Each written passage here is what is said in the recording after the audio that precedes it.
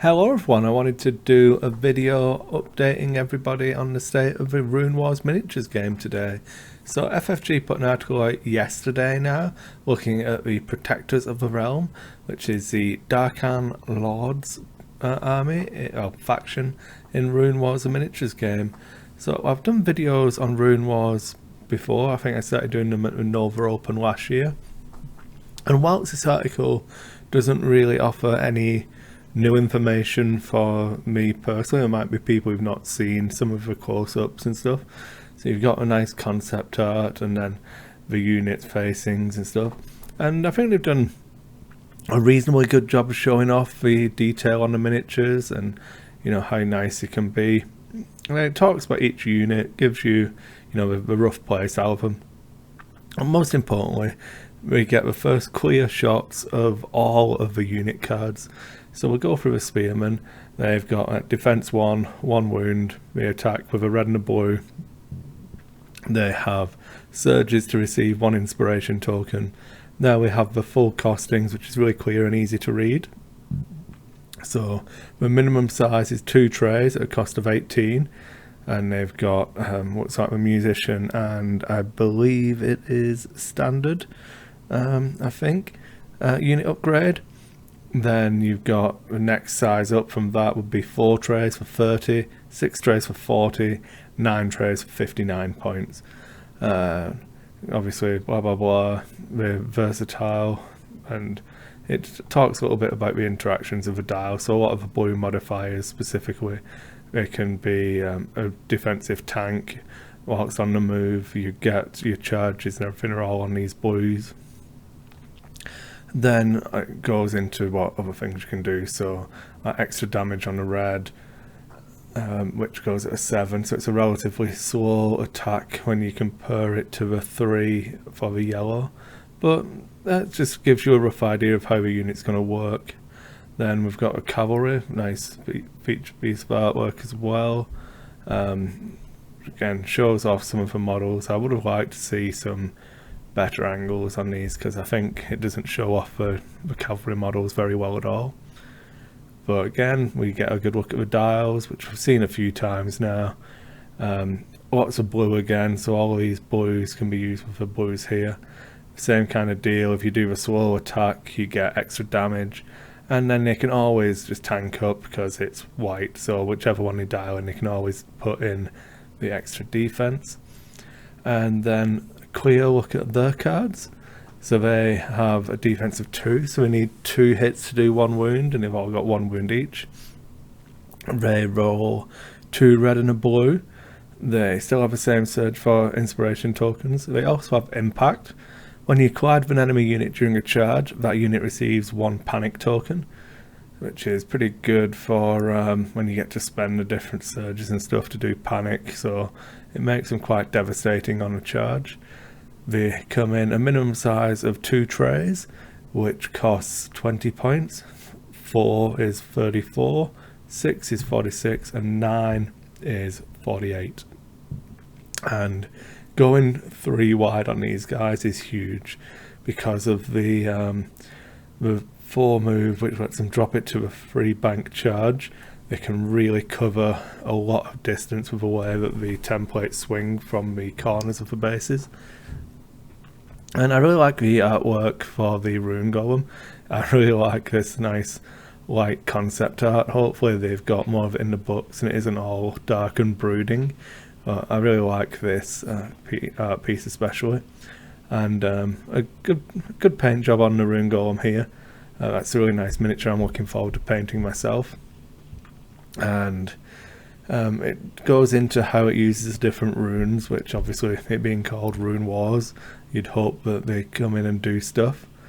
And then we have the unpredictability on the dial here. So your defense goes with how many stable tokens you cast, so that it can really change how this unit functions.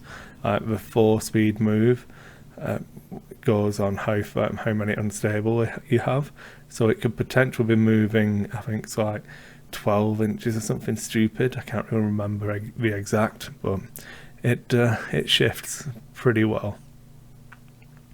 Then we have the card again, so it's got defense 4. So this guy needs to take 4 damage before it takes a wound. It has 2 wounds. So if you put that in conjunction with the stable runes, if you're dialing in this red one, so you've got to be doing your attack here. If you're doing this attack, you could potentially be looking at needing to take 6 hits before you take a single wound, stuff like that, and it can really tank a lot of punishment. It is 17 points for a single rune golem, 28 points gets you 2, 50 points gets you 4, and 74 points gets you 6. And I think 6 rune golems is going to hit like a truck. Then it has brutal. Whilst attacking, you can increase it by whatever that symbol is. Each enemy unit engaged with you receives a stun token. Brutal stun. Alright, so whilst attacking, your threat is increased by a number of stun tokens. So, okay. And it has 2 red die. Then we come on to a character. Was it Kiri Wraithstalker? That's the one. Again, nice white piece of art. I don't know how keen I am on this specific hero base. Hopefully they're not all the same. Obviously in the starter box it is 2 of these types of bases, but I'll definitely be sculpting my own, putting like diving off some tower or something to give a little bit more momentum to a figure. Her dial is really good. I really like it. She does a lot. The 2 shoot is really quick for the activation initiative order, and she can still get extra defense while it's doing it. So if you can get her in a good position, she can just stand around and blow crap up with a ranged attack. And she has lots and lots of abilities. She has defense 3 with 4 wounds. Choose another, so she has a surge in combat. Choose another enemy unit at range 1 to 5. That enemy suffers 2 damage per surge spent. So basically, while she's in combat, any of the dice results that come up with her surge, you get to spend it and do 2 damage to a different unit. It talks about her flinging her knives around as she's dancing a dance of death and destruction or something. She seems pretty brutal. Speaking of which, when attacking, your threat is increased by 1 for brutal 1, precise 1. When re-rolling dice during an attack, you are treated as having 1 additional full rank of trays. So she adds an extra damage, she gets to re-roll a die. She's got a white and a blue die. So when the games that I played, I did find the white die to be, because it's got more sides, more random, but there are a lot of good sides on it. So with a built-in precision reroll, it's a very reliable attack that can do a lot of damage. And she costs 32 points, and she has the ability to let you include 1 non-unique infantry from the Latery Elves, I think it is. And it does say, obviously, even though they're not released yet, they'll soon expand cruise options in your games of RuneWars. So hopefully that's a hint that we won't have to wait too long for the next batch of expansions and stuff to come out.